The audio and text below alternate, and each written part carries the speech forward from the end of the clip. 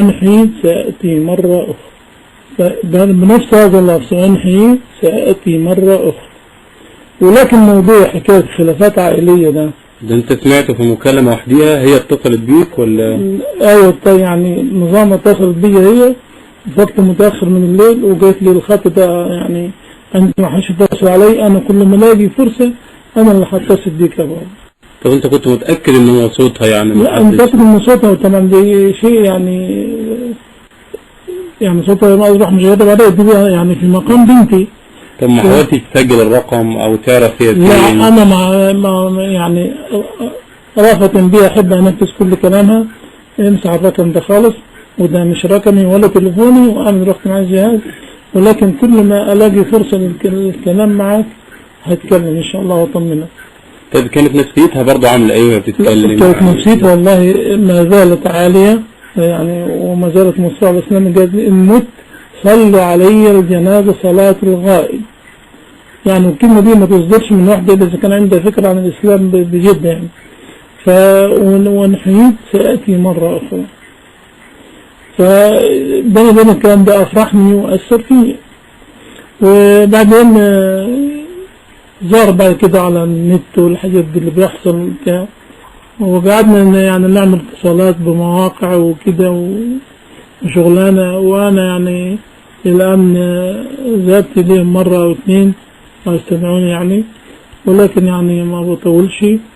وكانت هي كاتبة إقرار بخطيتها إني أرى فتنقي الإسلام بإرادتي ودون الضغط من أحد، والتعليم والحنيفة والسماحة الإسلام، وأشهد بأني تركت دين النصرانية واعتنقت دين الإسلام. مضى خطيت بس الأمن خدوا، وحتى يعني معلش أنا كنت هناك عندهم حتى وبعدت ابني جابه فما كانش حتى يصوره. كما أي واحدة تيجي أنت بخليها تكتب القرار ده عشان ما يجيش بعد كده واحد يقول أنت خطيف ولا أنت كذا ولا أنت مش عارف إيه. مع إني والله ما في واحدة كنت أعرفها قبل كده، ولا بيأتوا لي لغاية البيت أو المواصلة قليلة وراح أجيبهم. ما تعرفش ميعاد المكالمة دي امتى بالظبط؟ لا كان وقت متأخر من بالليل حوالي يعني بعد 2 كده. كان يوم ايه بعد ما اخدوها؟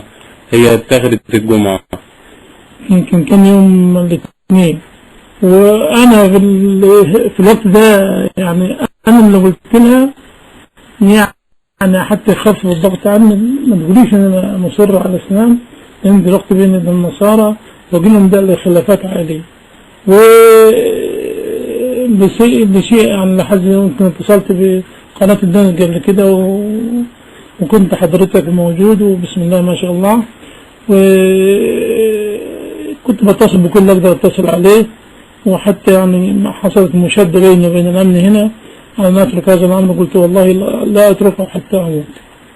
ف يعني كنا نعمل اتصالات ونعمل كذا لغاية ما الواحد كل ما يلاقي بس امل يفرح، كل ما ينتابه خبر كده يعني يتأثر نفسيا، وكذلك الأسرة والبيت وابني وزوجة ابني وكل هذه الأحوال يعني.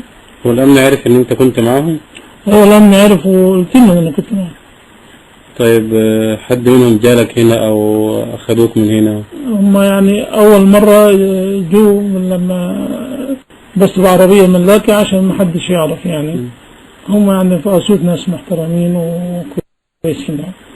في نفس اليوم اللي خدوها فيه جولك هنا؟ أيوة في نفس اليوم لا في نفس اليوم اللي مركت فيه. أنا كنت بتصل بعرف إن الخط مقفول فمش عارف إيه اللي حصل، وكنت الحيرة وقلق لغاية في نفس اليوم ده اللي جيت يعني في العصرية كده بعد العشاء كان الأمن موجود وطلبوا مني بعض محتوياتها، ده اللي ابتدى يعني يدخل في قلبي إن يبقى أكيد خدوها وكده، وطلبوا بالذات الإقرار ده. فأنا حقيقة من هذا الخبر اللي سمعته ما كنتش عارف الإقرار فين، فإيه خدونا علشان أجيب الإقرار. بعد كده البيت دور على الإقرار والجيه، فراح ودوا لهم، بس ابني جزاه الله خير نسي يصوره، ما قدرناش نتحصل على صورة من ده يعني كل ما حدث. دي أول مرة، والمرة الثانية برضه خدوني علشان كان في يعني أحداث مثل ذلك، ولكن برضه كان كل شوية مش هتبطل الموضوع ده، مش هتخليك في حالك. قلت لهم والله هذا أمر أنا أجر عليه، لا أنا أغنى من أحد ولا أقوى من حد ولا أزكى من حد، ولكن أمر الله اختارني به. ماذا أقول المولى عز وجل إن لما واحد يجيني وتردها أقول ربنا أقول له خايف من أن لا، أنا لا أخشى إلا الله عز وجل، ومستعد الآن وبكرة وبعد وإلى أن أموت. يعني الأسرة مستعدة بعد وفاتي تواصل هذا الأمر وتسيب البيت مفتوح لمثل هؤلاء. وبعدين مش موضوع سيدات بس، أنا بتجيني سيدات كثيرة وشباب كثيرة، وربنا بيكرم ويكمل الإسلام ويعيشوا معيشة طيبة. ولكن إحنا مش عايزين أحداث الوقت كاملة تكون تكرار لوفاق قسطنطين، حتى لو اتخذ سنة بعد كده إن كل زوجة كانت تأتي ترجع، فده يعتبر صد. مش عايزين يعني بجد يعني موضوع الوقت كاملة ده يبت فيه بت، يعني من أجل الحق ومن أجل نصرة دين الإسلام. هم يستعينوا بالكنيسة وإحنا نستعين بالله، يستعينوا يعني بالصلاة بتاعتهم اللي هي لا تسمن ولا تغني من جوع، ولا احنا نقول يا رب والله سبحانه وتعالى يردها إلينا تاني مسلمة مؤمنة يعني بصحة طيبة وروح عالية، والله سبحانه وتعالى ينجيها منهم إن شاء الله. وانت لحضرتك أي أسئلة تاني اتفضل. يعني أنا والبيت برضه موجودين الزوجة والأخ ابني وزوجته اللي هم عاشروها الفترة دي، ويحكوا لك عن حضرتك عن أي حاجة أنت عايز تستفسر عنها. شكرا حاج أبو محمد. واحنا اسفين مرة أخرى لإتعاب حضرتك، وربنا يشفيك إن شاء الله. أخي محمد، أنا بس عاوزك بس علشان الناس اللي هتسمع التسجيل والحوار دوت، عاوزهم بس تكون الأمور واضحة في ذهنهم. انت سمعت الوالد بيتكلم وحكى القصة، فأنا عاوزك كده في 5 دقايق تعيدها تاني بصوتك بدون التفاصيل الكثيرة اللي قالها الحاج الوالد.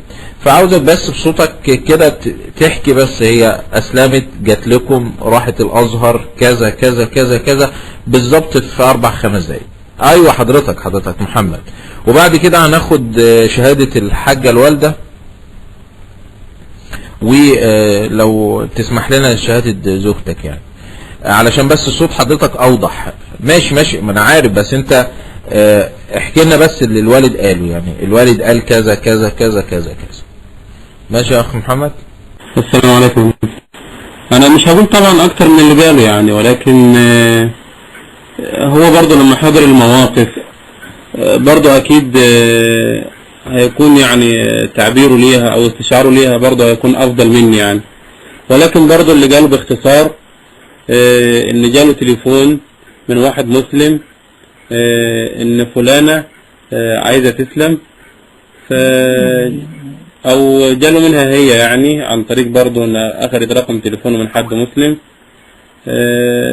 بس يعني وبعدين اللي حصل إن هم جو فقعدوا هنا عندنا كام يوم، وبعدين كالعادة يعني طلع والده معاهم عشان يعمل ورق الإشهار الإسلام عادي زي أي حد بيجي يعني عشان يعمل ورق الإشهار الإسلام يعني. سافروا عشان يعمل ورق الإشهار الإسلام في الأزهر.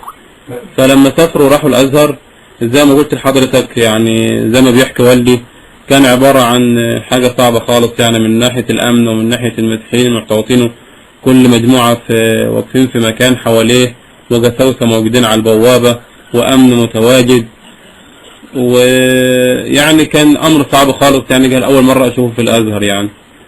فدخلوا الأزهر عرفوا برضو من جوا الأزهر إن دي ممنوع يتعمل لها ورق إشهار إسلام. دي شخصيا كاميليا شحاتة زاخر ممنوع يتعمل لها ورق إشهار إسلام. فحاولوا يرجعوا بيها يعني، والحمد لله قدروا يرجعوا بيها، وقال لحين الأمور ما تهدى يعني. فرجعوا بيها، وزي ما هو قال ده الموضوع اللي أنا ما كنتش أعرفه، قال إن هو كلم الأمن بتاع المنيا، فالأمن بتاع المنيا قال لهم استنوا اهدوا، وبعدين هو اللي اتصل بيهم أمن المنيا وقال لهم تروحوا بكرة الصبح اللي هو في اليوم اللي اتمسكوا فيه، تروحوا بكرة الصبح عشان تعملوا لها الورق بدري يعني.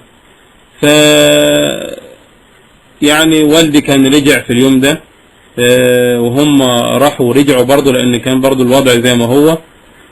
ولكن بعد والدي ما رجع وكانوا انتظروا عشان الامور تهدى، وهم كانوا طالعين عشان يروحوا مكان تاني، اتعمل لهم كمين واعتقلوا في كاميليا، واعتقلوا في هو ابو يحيى يعني. لو في اسئله تانية. طيب دلوقتي يا اخ محمد والحاج ابو محمد، لو ممكن نسمع شهادة مثلا الحاجة الوالدة اللي هي عايشت الاخت كاميليا وقعدت معها حوالي 4 ليالي، يعني تقول لنا مثلا ايه انطباعاتها عنها، كانت بتقضي يومها ازاي، ايه الحاجات اللي كانت معاها. انا سامع ان كان معاها اوراق، وكان في ورقة يعني هي كتبتها ان هي اشهرت اسلامها واصبحت مسلمة بكامل ارادتها بدون اي اكراه.